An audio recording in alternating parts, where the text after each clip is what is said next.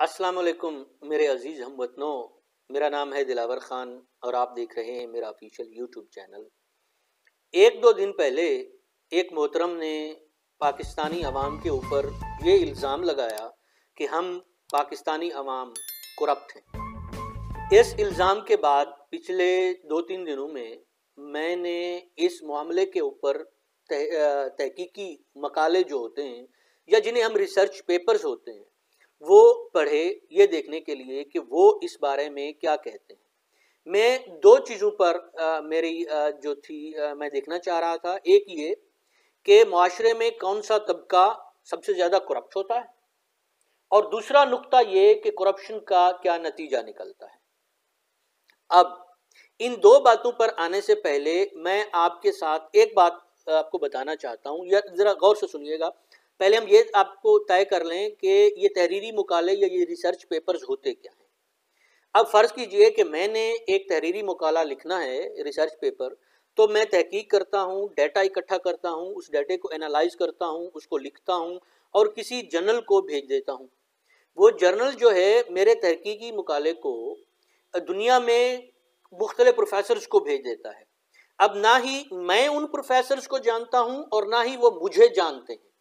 उनके पास, इसको हम कहते हैं ब्लाइंड रिव्यू, तो उनके पास मेरा रिसर्च पेपर पहुंच जाता है। वो इसको पढ़ते हैं शुरू से आखिर तक, उसका जायज़ा लेते हैं, उसके ऊपर अपना नोट लिखते हैं और बताते हैं कि मैंने कौन सी गलतियां की हैं या मेरी कौन सी बात सही है या मुझे किस बात के ऊपर ज़्यादा जोर देना चाहिए या इसमें कौन कौन सी तब्दीलियां करनी चाहिए। वो करके मैं दोबारा भेजता हूँ, वो फिर देखते हैं, फिर आता है, यानी किस तरीके का प्रोसेस होता है।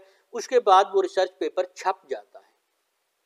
तो इन रिसर्च पेपर्स में जो बातें छपती हैं वो ज़्यादातर सही ही होती हैं, क्योंकि उस प्रोफेसर का जो उसको देख रहा होता है मेरे साथ कोई ताल्लुक नहीं होता, वो उस फील्ड का एक्सपर्ट होता है। अब इन तहरीरी मुकालों में करप्शन के ऊपर लिखा क्या है? एक बात तकरीबन इन तमाम रिसर्च पेपर्स में कॉमन है, वो कहते हैं कि करप्ट जो है वो गरीब नहीं होता। ठीक है, अक्सर रिसर्च पेपर्स में ये बात लिखी है कि ज्यादातर वो लोग जिनका ताल्लुक गरीब तबके से होता है या मिडिल तबके से होता है वो करप्ट नहीं होते, वो अनकरप्टेबल होते हैं। अगर वो 2 नंबर काम भी करते हैं तो वो इस वजह से नहीं करते कि उससे उन्हें कोई पैसे का फायदा पहुंचने वाला हो, बल्कि वो इस खौफ से करते हैं कि उनकी जिंदगी को या उनके घर की बच्चों की फैमिली को डरा धमका कर उनसे गलत काम करवाया जाता है। वो पैसे के लिए या इस तरीके के मफाद के लिए नहीं करते। तो इन रिसर्च पेपर्स के थ्रू ये बात तो साबित हो गई कि गरीब करप्ट नहीं होता। इसका मतलब ये है कि पाकिस्तान की 98% आबादी जो गरीब है वो करप्ट नहीं है।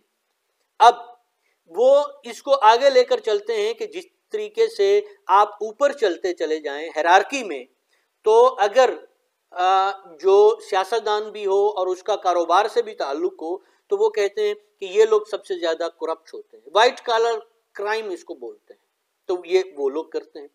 अब सवाल ये है कि करप्शन का नतीजा क्या निकलता है। ये तमाम के तमाम रिसर्च पेपर्स इस बात पर भी मुत्तफिक हैं कि करप्शन जो है वो गुर्बत पैदा करती है। ठीक हो गया।